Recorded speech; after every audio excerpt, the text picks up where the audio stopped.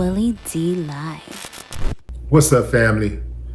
2 students are facing battery charges after brutally assaulting a substitute teacher at a Fort Lauderdale high school, an attack that was caught on video.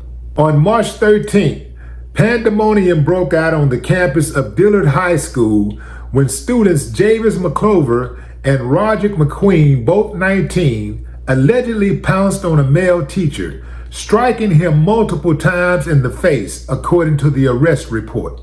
The teacher fell to the ground and the boys pounced on him.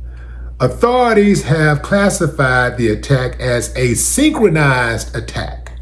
Yeah, they say it was pre-planned and everything. They went after the teacher, said we're gonna take him down. But wait, there's more. Students were interviewed and they said it was partially the teacher's fault because the teacher provoked them. They said this teacher has a history of provoking students. This is the same teacher who cusses students out and challenges them to fights. See there? Y'all thought it was just one way. Having said that, I don't think I've ever seen a teacher get jumped. Not a teacher, but an assistant principal. You see, fam, I gotta be straight up with y'all. Gotta be transparent here. In 10th grade, my buddy was confronted by our assistant principal, Mr. Horn. Mr. Horn, if you went to Forestburg High School, you knew him back in the 80s. He was a terror. He was the type of principal who would paddle the girls. This is back in the paddle days. And he would paddle the girls to feel on them. Yeah, he had a history of this. I mean, he had a reputation for this, right? So everybody knew. And they would, that was like a running joke around the school or whatever. And sometimes, girls would get in trouble and all they had to do was kind of be nice to him. And he cut them some slack. Yeah, he was one of those type. But anyway, he came into my buddy's classroom and jacked him up. My room was a couple of doors down.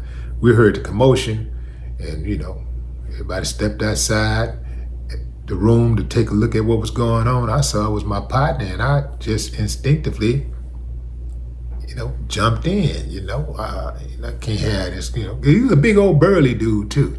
And my buddy, he wasn't that big, but he was a fierce fighter, he'd get out. He didn't really call for any help, but I just instinctively went in and we jumped him. That is a moment in my past that I'm proud of. Y'all don't understand this type of principle. This guy was horrible. This was a horrible, horrible guy. And so I have absolutely no remorse for what I did on that fateful Monday afternoon. I don't know if it was a Monday. It could have been a Friday. But I have no remorse for that. I have no regret. But I would not advise people just going around swinging on authority. I do believe that most people, most teachers, most principals mean well, are good natured, right? There are a few bad apples. This guy was obviously a bad apple. I'm talking about my ex-assistant principal. Bad guy. Nobody really liked him at all, right? I heard like 3 people showed up at his funeral. Anyway, in general, bad idea. Number 1, when you attack authority, you are going to lose because the authority is in a position of authority for a reason, and they are going to get the benefit of doubt if you get physical with them. And that's what happened with us. We both got suspended, and my boy, mama showed up to the school and she was like, "Hey, y'all, I don't understand why y'all always messing with them." She was a little small, frail, old woman, right? Well, at the time she wasn't really frail, but she was a little small, petite woman. And she was like, "I don't understand why y'all always messing with them." But anyway, it's not a good idea overall to be swinging on authority, especially these teachers and stuff, because you're going to get the short end of the stick, which is what happened to those guys. They both got suspended. Now they got charges. They got felony charges. They are facing up to a year in prison.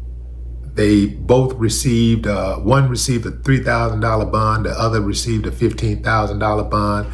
They have since bonded out of jail, but they got a long road to resolving this, the legal consequences of their actions. And, you know, it's easy for somebody to say, well, you know, the teacher, he asked for it, and yeah, you know, the teacher provoked it or whatever. And that might be true. But man, we got to get to a point to where we learn conflict resolution skills. Because without those conflict resolution skills, you're going to find yourself in some really bad positions. And check this out, family. Both students will be charged as adults. Yeah, they ain't playing. Violence against teachers and school personnel overall has surged over the past couple of years. In fact, they're saying that the violence has surpassed pre-pandemic levels. Yeah, they squabbling. A 2022 study conducted by the American Psychological Association, which surveyed nearly 12,000 educators, found that 56% of teachers reported incidents of physical violence committed by students post-pandemic. That's a 26% increase compared to before the pandemic. And it's going to get worse well before it gets better. Let me tell you something, fam. This violence against teachers has reached pandemic levels. Yeah, man, it's a pandemic now. Yeah, because this is common occurrences now. Something like this you would rarely see. You could get through a whole school year and not see a student-teacher fight from any school. Now, oh man, it's bad.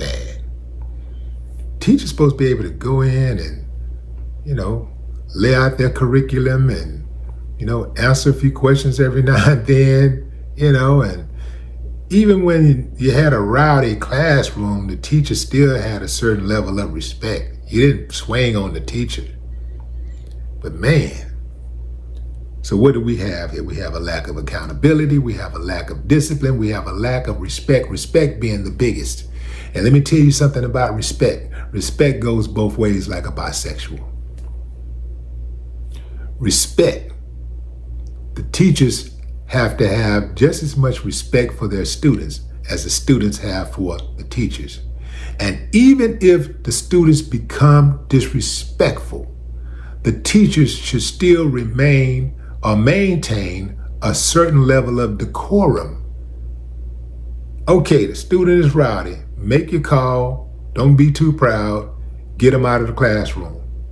You ain't got to try to remove them from the classroom. That's old. That ain't gonna work.